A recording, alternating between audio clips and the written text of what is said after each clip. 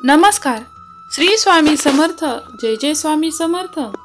स्वामी महाराज म्हणतात की माणसाला केवळ ज्ञान असून उपयोग नाही, ते कसं आणि केव्हा वापरायचं याचंही ज्ञान हवं. कोणता व्यक्ती कोणत्या परिस्थितीत आहे हे ओळखूनच बोलावे.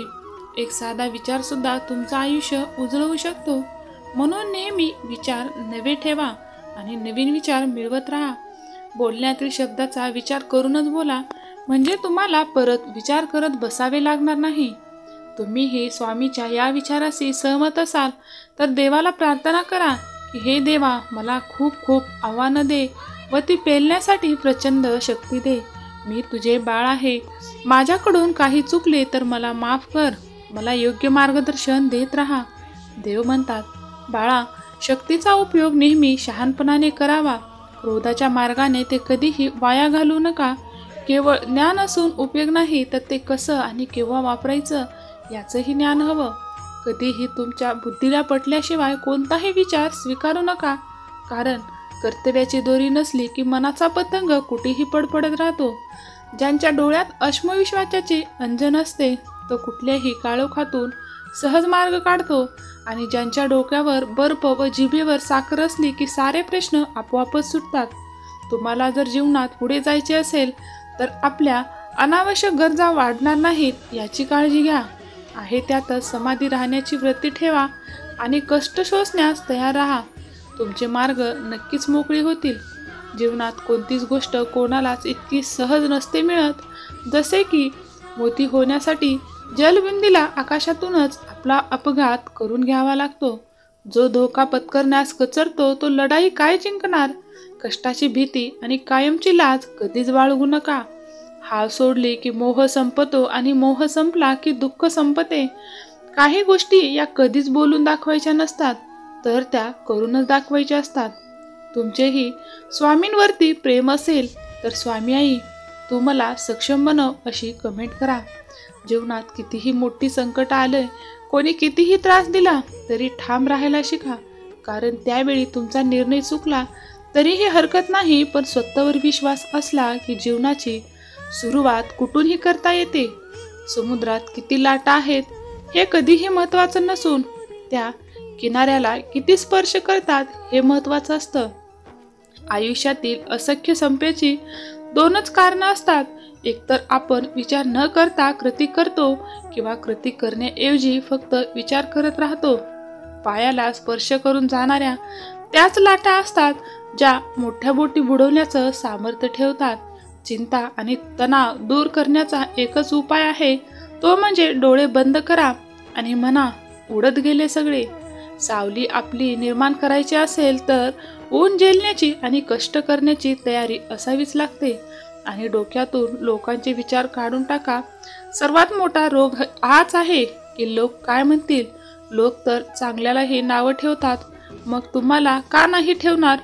बाळांनो, आयुष्य हा एक बुद्धिबळाचा खेळ आहे.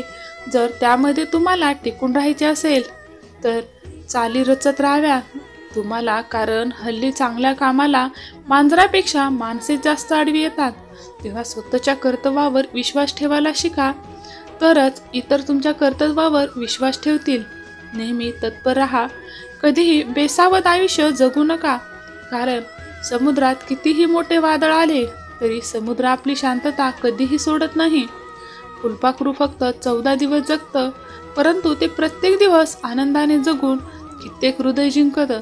आयुष्यातील प्रत्येक क्षण हा अमूल्य आहे, तो आनंदाने जगा आणि प्रत्येक हृदय जिंकत राहा.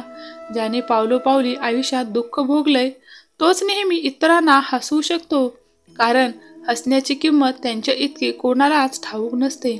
आणि दगडाने डोके फुटतातच, पण त्याच दगडाची जर तुम्ही मूर्ती बनवली तर लोक त्यावरच डोकं टेकतात.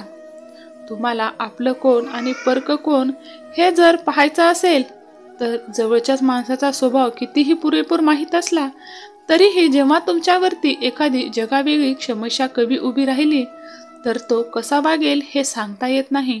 म्हणून कधीच कोणावरती इतकाही विश्वास ठेवू नका की तुमचा ते विश्वासघात करतील.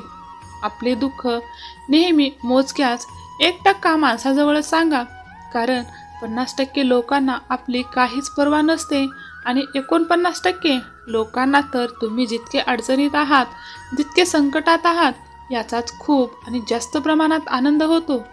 आयुष्यात आनंदाने जगायचे असेल तर 2 गोष्टी विसरा. एक म्हणजे तुम्ही इतरांसाठी जे चांगले केले ते, व दुसरी म्हणजे इतरांनी तुमच्यासाठी किती वाईट केले ते विसरा. आयुष्यात कधीही कोणासमोर स्वतःचं स्पष्टीकरण देत बसू नका, कारण ज्यांना तुम्ही आवडता त्यांना स्पष्टीकरणाची अजिबात गरज नसते. ज्यांना तुम्ही आवडतच नाहीत ते तुमच्या स्पष्टीकरणावर कधीच विश्वास ठेवायला तयार होत नाहीत. जीवनात चांगला माणूस होण्यासाठी एवढंच करा, चुकाल तेव्हा माफी मागा, आणि कुणी चुकलं तर माफ करा, आणि जगा इतकं की आयुष्य कमी पडेल, आणि हसा इतके की आनंदही तुमच्या जीवनामध्ये कमी पडेल.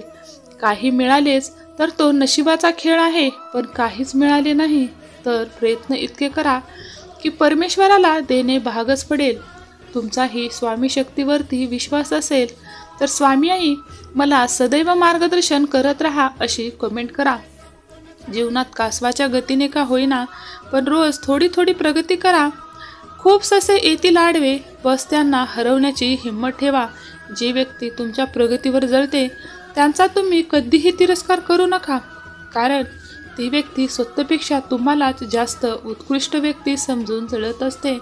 रस्ता भरकटला असाल तर योग्य रस्ता निवडण्याची हीच योग्य वेळ आहे. एका वेळी एकच काम करा, पण ते काम असे करा की जग त्या कामाची दखल घेईल. तुम्ही जे काम करता ते तुमच्या कामावरून सिद्ध होते, त्यावरूनच तुमची पत समजली जाते. धन्यवाद. श्री स्वामी समर्थ. जय जय स्वामी समर्थ.